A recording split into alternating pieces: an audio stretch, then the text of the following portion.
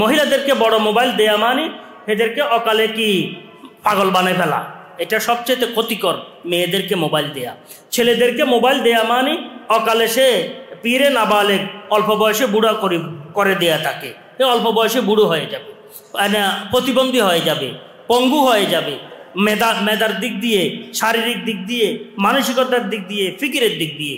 এই কারণে মোবাইল থেকে যতটুকু দূরে থাকতে পারো নিজেকে ধন্য মনে করবা, বেপরদিকে থেকে নিজেকে দূরে রাখবা, বেপরদিকে থেকে যত দূরে থাকতে পারো নিজেকে ধন্য মনে করবা। আমাদের বাড়ি ঘরে বহু জায়গার মধ্যে পর্দার নিজাম নাই, আজই পর্দা করে না মহিলারা।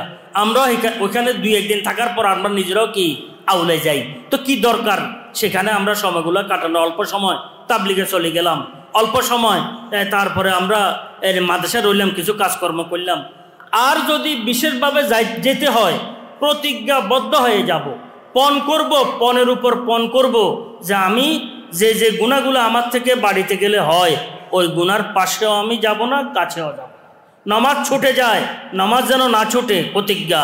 বেপরদিগির সাথে চলি, আমার চাচতো বোন, খালতো বোন, মামতো বোন, তালতো বোন, ওই বাড়ির বোন, ওই বাড়ির বোন, কাছের বোন, দূরের বোন, কথা পর্যন্ত অমুক খালা ভাবি, এগুলার থেকে তো শরীয়তে বড় পর্দা রাখছেন। তো এই শরীয়তের অনুশাসনটি আমি ইনশাআল্লাহ তাআলা পূর্ণভাবে মেনে চলব। 3 নম্বর, মোবাইল থেকে আমি দূরে থাকবো, বাস কথা শেষ। 4 নম্বর, যারা নাকি হক্কানি রব্বানি আলেম ওলামাদের বিপরীতে বিশুদ্ধার করে, কথাবার্তা বলে, প্রচারণার সাথে সম্পৃক্ত থাকে, আলেম ওলামাদের বিপরীতে, বিভিন্ন রকমের মুরব্বীদের বিপরীতে, বিভিন্ন রকমের আকাবের আসলাফদের বিপরীতে বিভিন্ন রকমের দোষ ত্রুটিগুলা এরা কি মানে বাসায় তোলার চেষ্টা করে, এদের থেকে সবচাইতে বেশি আমি দূরে থাকি। এরা হচ্ছে আমার জন্য জম, খুব লক্ষ্য রাখি, বড় জম। জি, এরা আমাকে শেষ করে দিবে।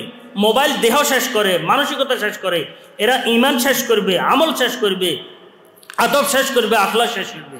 এই কারণে এদের থেকে আমরা নিজেদেরকে কি দূরে রাখবো।